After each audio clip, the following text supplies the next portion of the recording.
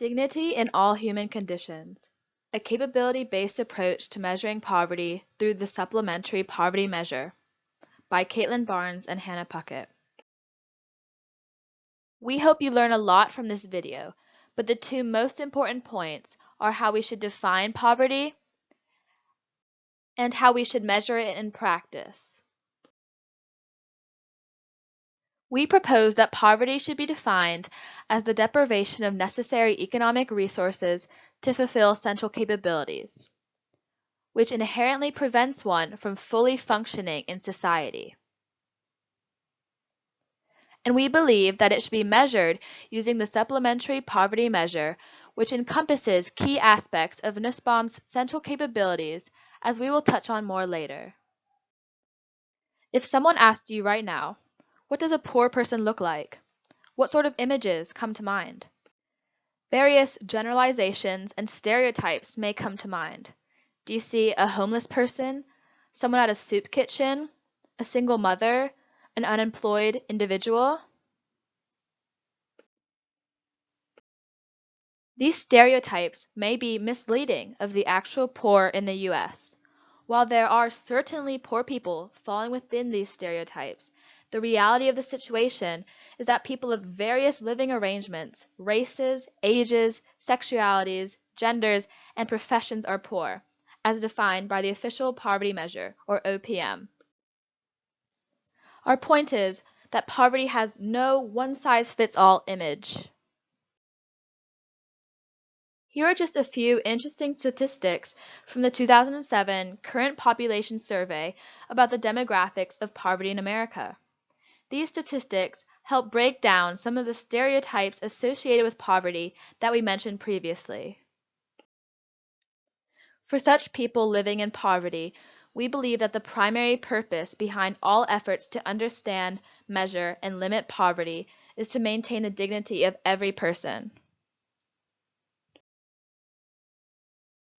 To do so, in our opinion, means ensuring that there are no barriers to social inclusion for any individual, and that every person has the central capabilities that allow them to express their autonomy.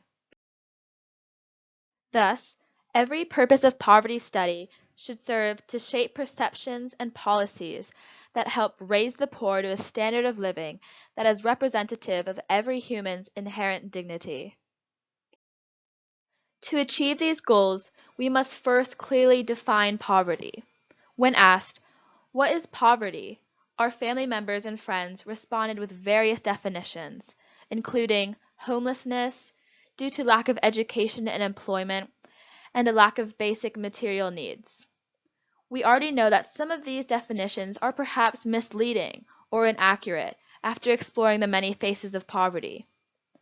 Robert Rector, a leading expert on poverty, talked a lot about the sensationalism, exaggeration, and misinformation surrounding poverty, and how the public's misconceptions of poverty are heavily influenced by the media and even some politicians. Before we dive into how we would define poverty, let's take a closer look at the idea of poverty as a lack of material needs.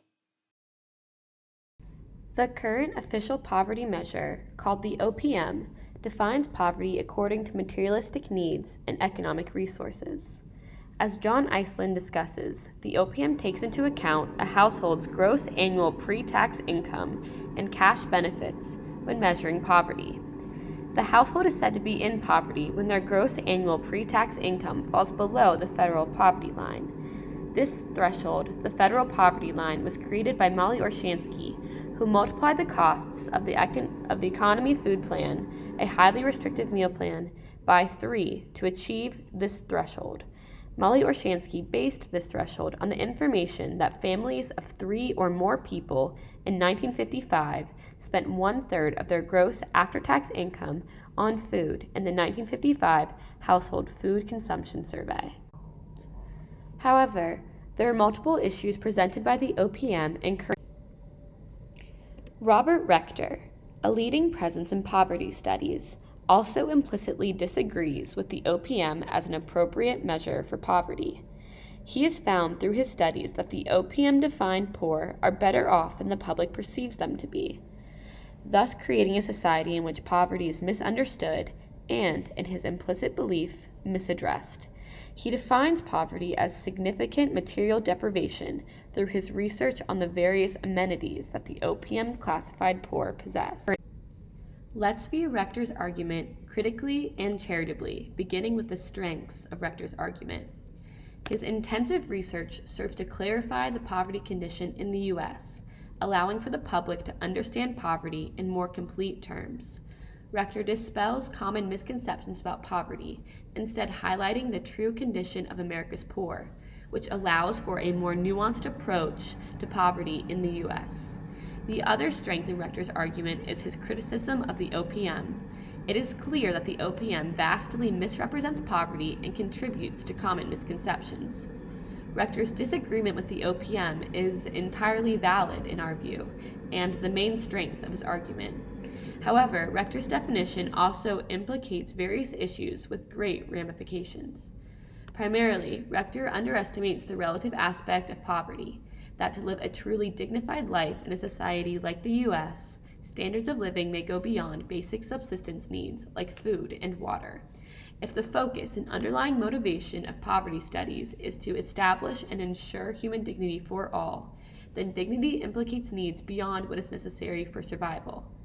Thus, Rector's definition fails to consider human dignity for the poor and is therefore not an appropriate definition or measure of poverty. On the other hand, the capability approach, another method of defining poverty as developed by Amartya Sen, is built upon the central theme of establishing human dignity.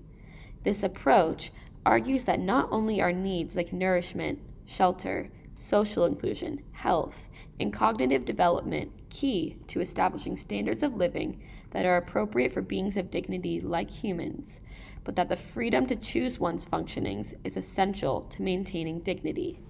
To fully understand capabilities, it is important to understand exactly what is meant by the term functionings.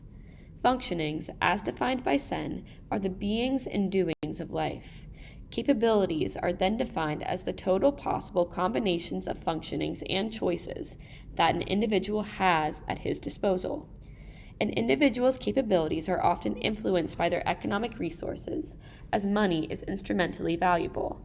This means that money functions as a means to achieve certain functionings that then make up an individual's total capability. By Sen's definition, poverty is a lack of capabilities that deprives an individual of dignity, the poverty threshold. But how do we decide which capabilities are important for maintaining a dignified life? Martha Nussbaum proposes an answer to that question through her list of the 10 central capabilities. These central capabilities are the capabilities that Nussbaum deems necessary for a human life of dignity. An example of one of Nussbaum's central capabilities is play, the ability to laugh and engage in the enjoyment of life. These 10 capabilities define in rather holistic terms what it is to live a life of dignity. As such, we find that Nussbaum's 10 central capabilities are an important aspect to understanding and defining poverty, as we are primarily concerned with the establishment of human dignity for the poor. However, due to the incredible subjectivity of capabilities, it can become rather difficult to use the capability approach as a standard poverty measure. Thus, we turn to the SPM to provide a near measure of capabilities, because it includes a measurement of the population's functionings within central capabilities that allows for a close measure of the overall population's true capabilities. The supplemental poverty measure combines the relative aspects of the capabilities approach with the relatively absolute nature of the OPM. The SPM is favorable because it includes factors like food stamps, housing subsidies, low-income energy assistance, tax credits, and other in-kind and near-cash benefits in its calculation. Moreover, it also accounts for a multitude of expenses that are excluded from the OPM, such as taxes, work expenses, child care, medical out-of-pocket expenses, and other non-discretionary expenses.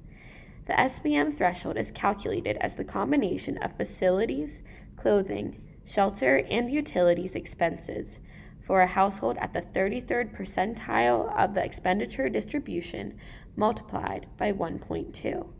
This threshold accounts for the functionings and discretion necessary for maintaining a life of human dignity while adapting to changing standards of living. Thus, the SPM achieves the goal of measuring poverty in humane and dignified terms because it closely represents capabilities through its inclusion of multiple facets of an individual's well-being. Due to the capability approach's ability to consider human dignity holistically, we believe that poverty should be defined according to this approach. Thus, our definition of poverty is a deprivation of necessary economic resources to fulfill central capabilities, which inherently prevents one from fully functioning in society. These central capabilities are defined as Martha Nussbaum's 10 central capabilities, discussed earlier in the video. While the capabilities approach to defining and measuring poverty is the best approach for ensuring human dignity for all individuals, its extremely relative and time-consuming nature make it difficult to apply capabilities directly as a means of measuring poverty. Therefore, we argue that the appropriate measurement of poverty should be a capabilities-based analysis of the SPM. This means that we believe capabilities should inform and define the perception and analyzation of the SPM.